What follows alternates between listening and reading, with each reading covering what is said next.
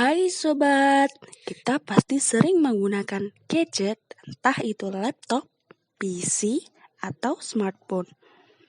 Gadget ini kita gunakan untuk mengakses informasi, bersosial media, belanja online, bermain game, dan banyak lagi yang lainnya. Untuk mengakses informasi ini, terdapat sistem yang mengaturnya. Proses terjadinya informasi ini menggunakan algoritma. Lalu, siapa sih penemu algoritma ini? Ada yang tahu? Yap, betul sekali. Beliau adalah Al-Khawarizmi. Muhammad bin Musa Al-Khawarizmi atau biasa yang kita kenal dengan Al-Khawarizmi. Beliau adalah seorang ahli dalam bidang matematika, astronomi, astrologi, dan geografi. Beliau berasal dari Persia. Beliau lahir sekitar tahun 780 Masehi di Khiva, Uzbekistan, dan wafat sekitar tahun 850 Masehi di Baghdad. Hampir sepanjang hidupnya, ia bekerja sebagai dosen di sekolah kehormatan di Baghdad yang didirikan oleh Khalifah Bani Abbasiyah Al-Ma'mun. Setelah Islam masuk ke Persia, Baghdad menjadi pusat ilmu dan perdagangan, dan banyak pedagang dan ilmuwan dari Cina dan India berkelana di kota ini. Yang juga beliau lakukan.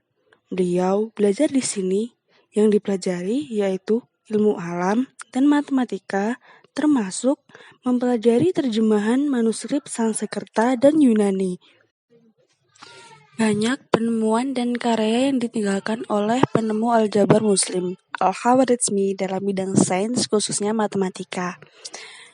Al-Khawarizmi adalah penemu teori algoritma dan aljabar. Beberapa penemuan sains dan pemikirannya yang bisa dijadikan sebagai aplikasi belajar sebagai berikut. 1. Penemu bilangan nol. Bayangkan, jika tidak ada angka nol, bagaimana kita akan menuliskan sejuta, semiliar, setriliun, dan banyak lagi yang lainnya. Angka nol penting bagi suatu bilangan dan tentu berpengaruh terhadap ilmu-ilmu menghitung, ilmu pasti, ilmu alam, serta ilmu lainnya. Dalam ilmuwan Islam lah yang pertama kali menemukan bilangan nol. Dia adalah Al-Khawarizmi. Nol adalah suatu angka dan digit angka yang digunakan untuk mewakili angka dalam angka. Angka nol memainkan peranan penting dalam matematika, yakni sebagai identitas tambahan bagi bilangan bulat, bilangan real, dan struktur aljabar lainnya. Sebagai angka, nol digunakan untuk tempat dalam sistem nilai tempat. 2. Penemu algoritma.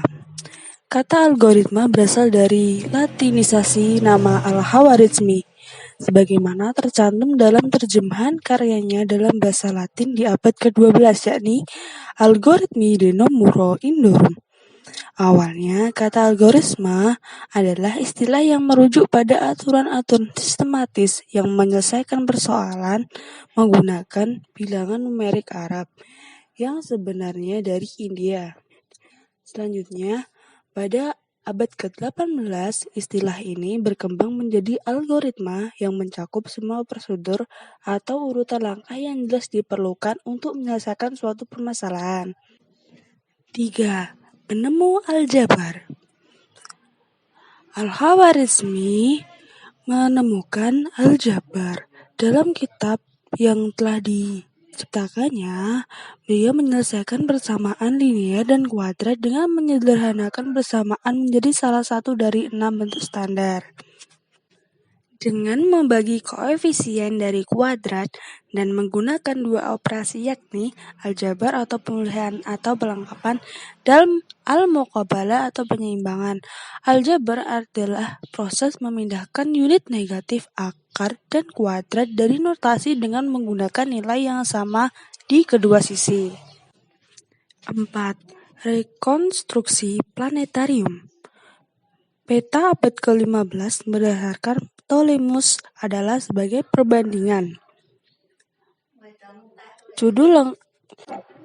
Judul lengkap buku beliau adalah Pendekatan tentang Dunia dengan Kota-kota Gunung Laut, Semua Pulau dan Sungai, ditulis oleh Abu Ja'far Muhammad bin Musa al-Khawarizmi, berdasarkan pendalaman geografis yang ditulis oleh Ptolemus dan Claudius. Buku ini dimulai dengan daftar bujur dan lintang termasuk zona cuaca, yang menulis pengaruh lintang dan bujur terhadap cuaca oleh Paul Gales. Dikatakan bahwa ini sangat bermanfaat untuk menentukan posisi kita dalam kondisi yang buruk untuk membuat pendekatan praktis. 5. Astronomi. Buku Zij al-Zindid atau tabel astronomi adalah karya yang terdiri dari 37 simbol pada kalkulasi kalender astronomi dan 116 tabel dengan kalender real, astronomial, dan data astrologial sebagai data yang diakui sekarang. 6. Kalender Yahudi. Al-Khawarizmi juga menulis tentang penanggalan Yahudi, yaitu Risalah fil Istikharaj Tahri al-Yahud atau Petunjuk Penanggalan Yahudi, yang menerangkan 19 tahun siklus berinterkalasi. Hukum yang mengatur pada hari apa dari suatu minggu bulan Tisri dimulai, memperhitungkan interval antara era Yahudi atau penciptaan Adam dan era Selusid, dan memberikan hukum tentang bujur matahari dan bulan menggunakan kalender Yahudi, sama dengan yang ditemukan oleh Al-Biruni dan Maimonides.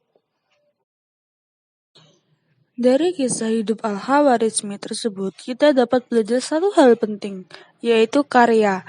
Melalui karya tersebutlah kamu bisa diingat dan dikenang. Untuk bisa membuat karya, tentunya kamu harus memiliki kemampuan, dan kemampuan merupakan buah dari proses belajar. Oleh karena itu, kita harus belajar sebaik-baiknya dan mengembangkan kemampuan yang kita punya dengan belajar yang keras dan bersungguh-sungguh. Dengan belajar yang baik, kita akan memperoleh hasil juga yang baik. Oke, sampai di sini saja pertemuan kita kali ini. Semoga semua sehat selalu.